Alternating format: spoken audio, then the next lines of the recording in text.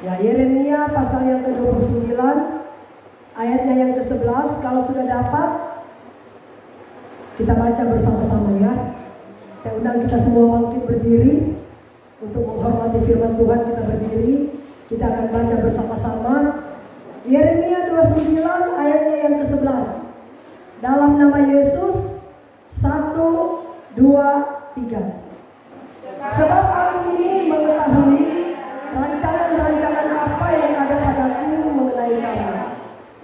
Dan firman Tuhan, yaitu rancangan damai sejahtera dan bukan rancangan kecelakaan, untuk memberikan kepadamu hari depan yang penuh harapan.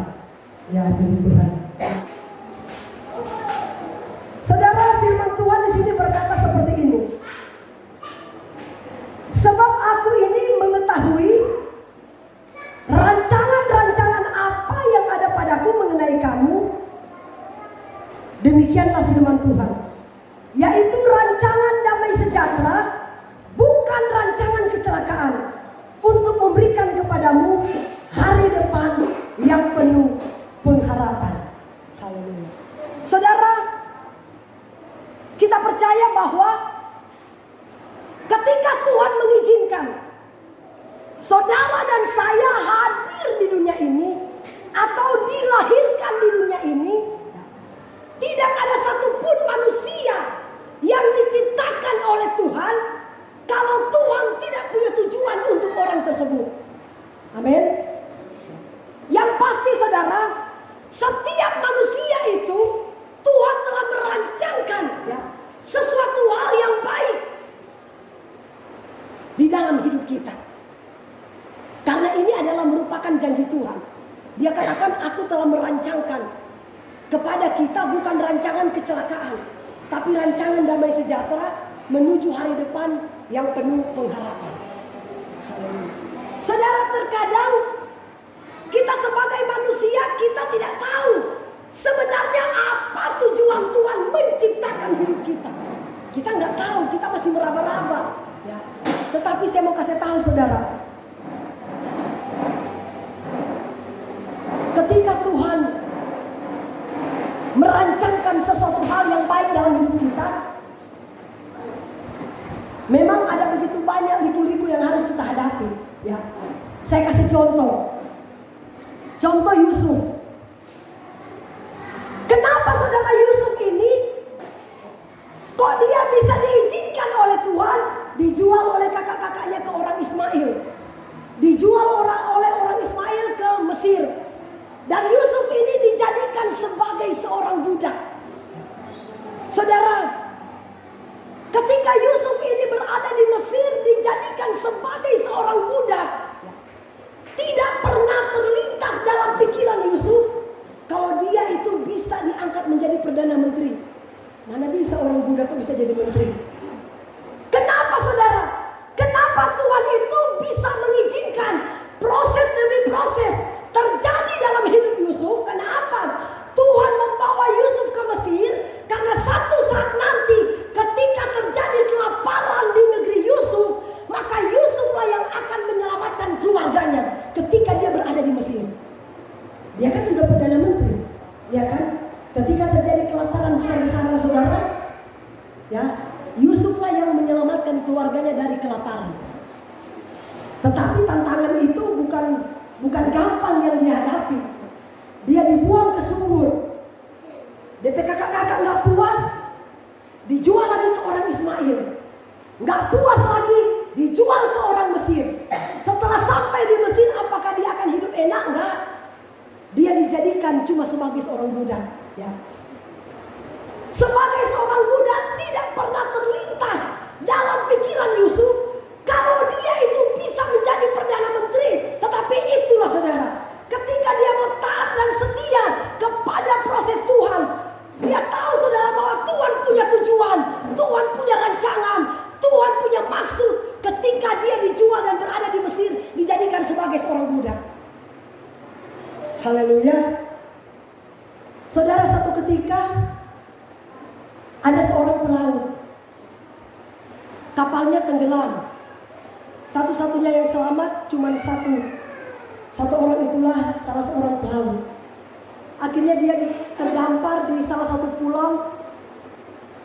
yang tidak ada penghuninya. Saudara, selama bertahun-tahun dia terdampar. Satu ketika dia berdoa begini kepada Tuhan. Tuhan, tolonglah saya. Kirimkanlah saya kapal yang bisa membantu saya. Sudah berdoa selama seminggu, nggak datang pertolongan. Dia berdoa lagi, Tuhan tolong saya. Kirimkan saya kapal yang bisa menolong saya. Berdoa lagi, tidak ada jawaban. Akhirnya saudara, dia buat pondok kecil supaya dia bisa berlindung. Satu ketika dia mau pergi cari kayu bakar dan makanan di hutan. Ya, dia lagi bikin api.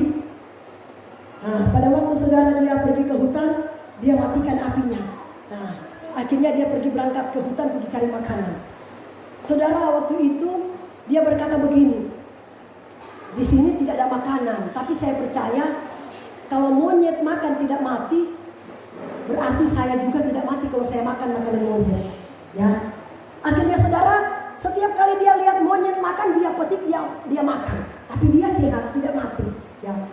Akhirnya saudara, pada waktu dia pergi mencari makanan, dia sampai di pondok kecil yang dia buat itu, dia lihat pondok yang dia buat itu terbakar habis. Ya. Saudara, tiba-tiba dia katakan begini kepada Tuhan, Tuhan, kenapa Engkau izinkan ini terjadi sama saya? Sudah berminggu-minggu saya berdoa, Tuhan tolong kirimkan saya kapal. Tuhan gak tolong. Bahkan berbulan-bulan saya berdoa, Tuhan tolong kirimkan kapal. Tuhan juga tidak tolong. Sekarang malah Tuhan bakar pondok tempat tinggal saya. Ada apa ini Tuhan? Di manakah Tuhan itu? Saudara tahu, pada waktu saudara pondoknya terbakar, datanglah satu kapal. Tiba-tiba setelah sampai ke bapak ini katakan begini, Bapak, kenapa kapal kalian bisa mengetahui saya ada di sini? Oh begini, pada waktu kami berada di tengah laut sana, kami melihat di pulau ini seperti ada terbakar. Ya, ada terbakar, makanya kami berpikir mungkin ada seseorang yang membutuhkan pertolongan kita. Makanya kita datang di sini. Apakah Tuhan tidak punya rencana ketika pondok itu terbakar? Amin. Ya.